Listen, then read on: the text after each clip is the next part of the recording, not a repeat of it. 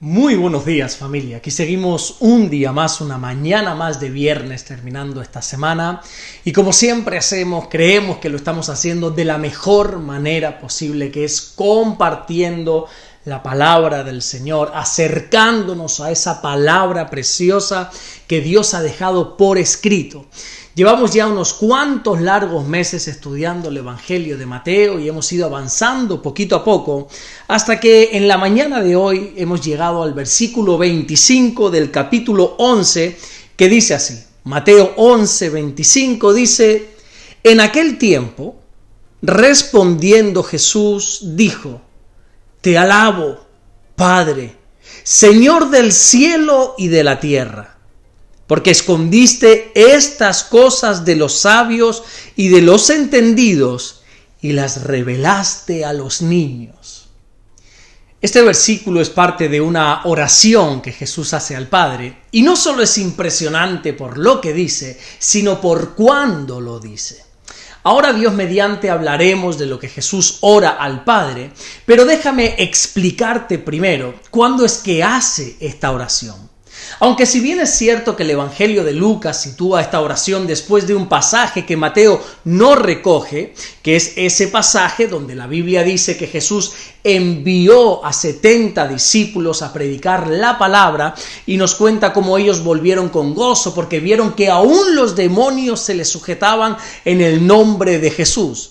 Y entonces Jesús le dijo en el Evangelio de Lucas, en el capítulo 10 y en el versículo 20, que lo importante no es que los espíritus se sujeten, sino que el gozo tiene que estar en saber que nuestros nombres están escritos en los cielos. Y es ahí cuando justamente después Lucas recoge que Jesús hace esta oración. Pero sin embargo, Mateo sitúa esta oración después de esas fuertes reprensiones que le dio a las 3 ciudades de Corazín, de Betsaida y de Capernaum. Bueno, lo cierto es que no podemos colocar con exactitud esta oración y afirmar, no, fue aquí o fue allí, fue después de la reprensión de las 3 ciudades o después de ver que los discípulos estaban siendo usados en gran manera por el Padre. Pero sea como sea, lo cierto es que esta oración es fascinante porque encontramos a Jesús orando después de haber llevado algo a la acción. Me explico. Normalmente los cristianos solemos orar antes de hacer algo, ¿verdad? La Biblia enseña, por ejemplo, en el libro de Proverbios, en el capítulo 16 y versículo 3, que nosotros tenemos que encomendar nuestras obras al Señor. Así que entendemos que todo lo que nosotros queramos o vayamos a hacer, hemos de presentárselo primeramente a nuestro Dios.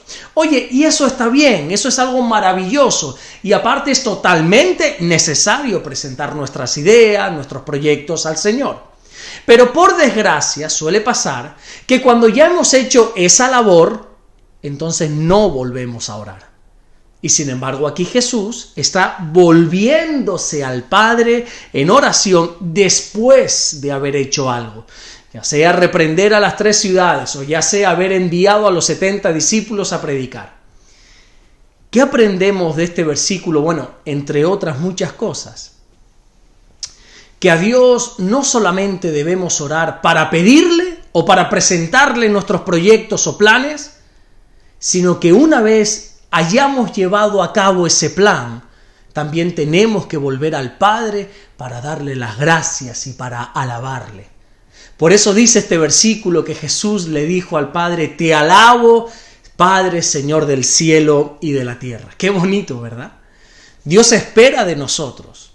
No solamente que le pidamos la bendición antes de hacer las cosas, sino también que una vez hechas esas cosas, entonces también vayamos para agradecérselo. En definitiva, esto es exactamente lo que sucedió en el Evangelio de Lucas, en el capítulo 17, versículo 11 hacia adelante, donde la Biblia nos cuenta cómo Jesús, entrando en una aldea de Samaria, si no recuerdo mal, se encuentra con 10 hombres que sufrían de lepra. Y entonces el Señor, en un acto de bondad, en un acto de misericordia, les envía al sacerdote para que el sacerdote verifique que ellos 10 han sido sanados. Así que estos 10 hombres se van de la presencia de Jesús para ir rumbo al sacerdote, y nos cuenta la Biblia que por el camino estos 10 hombres fueron limpios, fueron sanados de la lepra. Pero sin embargo, solo uno regresó de nuevo para darle las gracias al Señor. Claro, cuando Jesús vio esto, dijo en Lucas capítulo 17, versículo 17, oye, ¿no eran 10 hombres los que fueron sanados? Entonces, ¿dónde están los otros 9? Dice el Señor. Al Señor le sorprendió que solamente uno viniese para darle las gracias. Mira, tenemos que aprender a volver de nuevo al Padre en oración para agradecerle todo lo que Él hace por nosotros. Bueno, y ahora sí, fíjate qué tremenda esta oración. Porque Jesús dijo, te alabo, Padre, Señor del cielo, de la tierra, porque escondiste estas cosas de los sabios, de los entendidos, y se lo has revelado a los niños. Mientras los fariseos, los doctores de la ley, ellos no entendían del todo a Jesús, sin embargo, a los niños le era revelado el mensaje. Ahora bien, entendamos algo. Cuando este pasaje habla de niños, no habla exactamente o precisamente de edad, sino de madurez espiritual. Si en aquella época se hubiese comparado espiritualmente a Pedro, a Juan y al resto de los discípulos, claro, se les compara con aquellos grandes escribas, fariseos, doctores de la ley y grandes eruditos de la palabra del Señor, sin lugar a duda, los discípulos del Señor eran niños frente a esos gigantes de la palabra. Tanto es así que cuando Pedro y Juan comenzaron a predicar la palabra, la Biblia dice que todo el mundo se amontonaba para escucharles, y la gran cúpula de Israel, encabezada por el sumo sacerdote Anás, también por el sumo sacerdote Caifás, con toda la familia de los sumos sacerdotes, con todos los gobernantes, dice la Biblia, todos los ancianos, todos los escribas. La Biblia dice en el libro de los Hechos, en el capítulo 4 y en el versículo 13, que toda esa cúpula estaba sorprendidos y maravillados, no por las predicaciones en sí, sino el asombro era que los discípulos eran gente sin letras y del vulgo. O como dicen otras versiones, los discípulos eran personas comunes que no tenían ninguna preparación especial en las Escrituras. Mientras que los grandes doctores de la ley pasaban su tiempo estudiando y estudiando para poder comprender algo de lo que la palabra decía, Jesús dice al Padre que le ha placido revelarle estos tesoros a los niños. Porque, mi querido hermano, entiende que aquí no se trata de tener conocimiento, no se trata de ser muy inteligente, porque si fuera así, yo sería el primer descalificado de todos. Si fuera por inteligencia, entonces quizá yo sería el último candidato para predicar y enseñar la palabra. Pero la Biblia enseña que por alguna razón Dios ha querido revelar sus tesoros de la palabra a los niños, a esas personas que quizás somos más sensibles a Dios de lo que otros son, a esas personas que creemos en Dios por encima de cualquier otra cosa. Porque los niños tienen la cualidad de creer en los padres, aunque los padres les estén diciendo locuras. Yo creo que ya lo dije en otra ocasión, no recuerdo si quizás fue en un culto, en una predicación o en un devocional, no lo recuerdo. Pero si yo le digo a mi hija pequeña que ella puede volar, ella no lo va a dudar ni por un instante.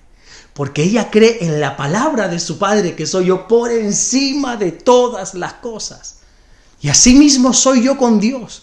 Y así mismo deberías ser tú con Dios. Creer en Él por encima de todas las cosas. Y de esa manera, el Padre te va a revelar cosas tan profundas y tan maravillosas que ni aún a los doctores de la ley, ni a los sabios, ni aún a los entendidos de este siglo les ha podido revelar. Jesús dijo en el Evangelio de Mateo, capítulo 18 y versículo 3, que si nosotros no nos hacemos como niños, que entonces no vamos a poder entrar en el reino de los cielos. Seamos como niños en nuestra manera de creer. Amén. Vamos a orar en esta preciosa mañana, a darle gracias a nuestro buen Dios. Señor, te damos las gracias porque eres bueno, Señor. Gracias porque nosotros creemos en ti y en tu palabra por encima de cualquier cosa, Señor. Y gracias porque tú nos revelas tesoros, nos revelas misterios, nos revelas cosas preciosas de tu palabra y nos gozamos y nos deleitamos a través de ella.